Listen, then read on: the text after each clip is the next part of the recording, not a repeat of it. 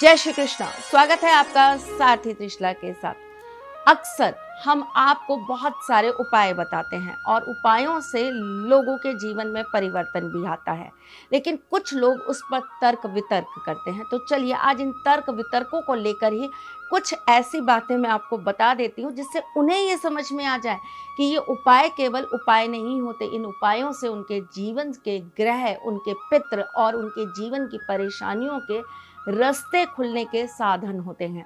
ये उपाय कहीं ना कहीं आपके जीवन की समस्याओं के समाधान होते हैं। इन्हें बताने से पूर्व हम भी इसके बारे में बहुत रिसर्च करते हैं, बहुत कुछ पढ़ते हैं, बहुत कुछ देखते हैं, तब आकर आपसे शेयर करते हैं। कुछ भी बताने या कुछ भी बोलने नहीं चले आते। हमें भी ये चाहिए कि ज़्यादा से ज़्यादा लोगों के जीवन पर इसका अच्छा और सकारात्मक प्रभाव पड़े। अक्सर आपने मुझसे सुना होगा, मैं आपको बोलती हूँ कि घर के बाहर आप सुबह उठकर ज़रूर पोछा लगाइए, आप घर के बाहर पानी का छिड़काव करिए, घर की देहरी को हमेशा साफ रखिए। हो सके तो महीने में एक बार या 5 महीने में एक बार अपने घर की देहरी के ऊपर गोबर का लेप करिए। इससे आपके घर के अंदर सकारात्मक ऊर्जा आती है, माँ लक्ष्मी का प्रवेश होता है। साथ ही साथ में आपके घर के अंदर से रोग दोष सब खत्म हो जाते हैं।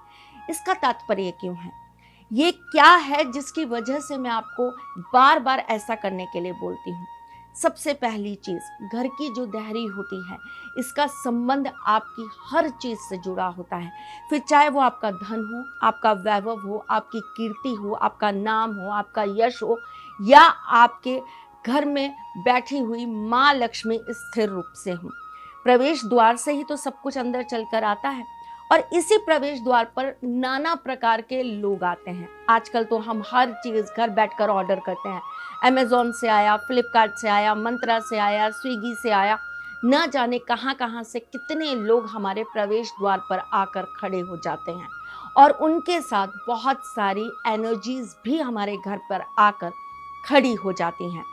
जब हम अपने प्रवेश द्वार की बात करते हैं तो वहाँ पर बहुत तरह की एनर्जी रोटेट करती है, बार बार खुलते बंद होते तेज हवा के साथ ये हमारे घर के अंदर धीरे धीरे कण कण के रूप में आने लगते हैं और तब हमारे घर में धीरे धीरे करके नकारात्मकता का एक जाल बनता चला जाता है और ये जाल आपके जीवन में बहुत सारी चीज़ों को बिगाड़ने का कार्य कर देता है।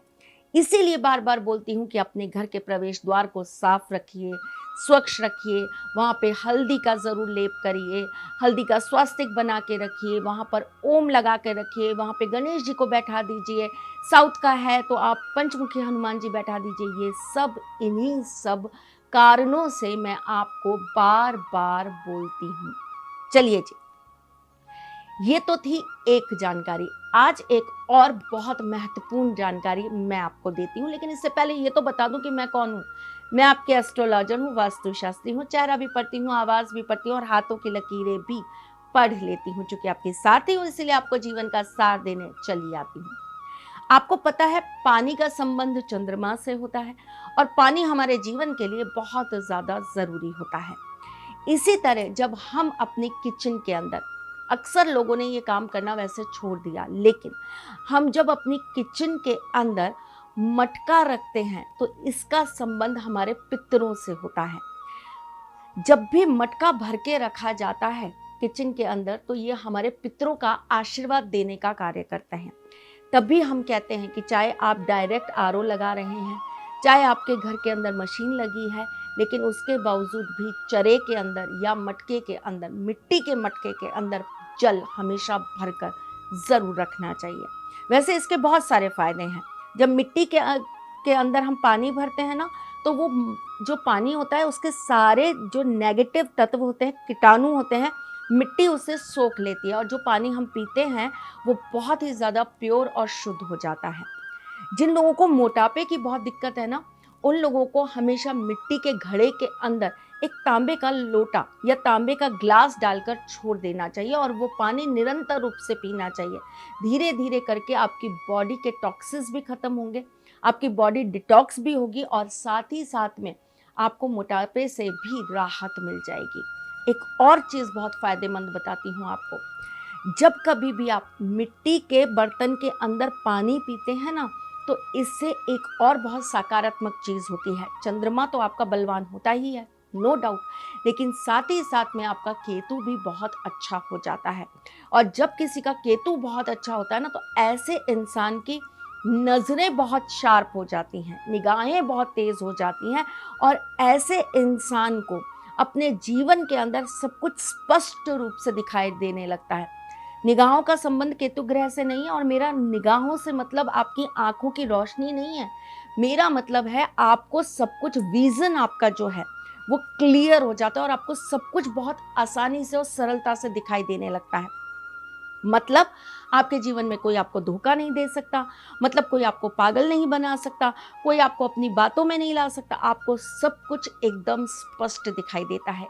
इवन दो जिनके साथ ईश्वर की थोड़ी सी शक्ति चलती है और आशीर्वाद चलता है, ऐसे लोगों का इंट्यूशन पावर भी बढ़ जाता है। एक और चीज़, क्योंकि मैं आई हूँ और आपको सारथी उपाय ना बताऊँ, ऐसे कैसे हो सकता है।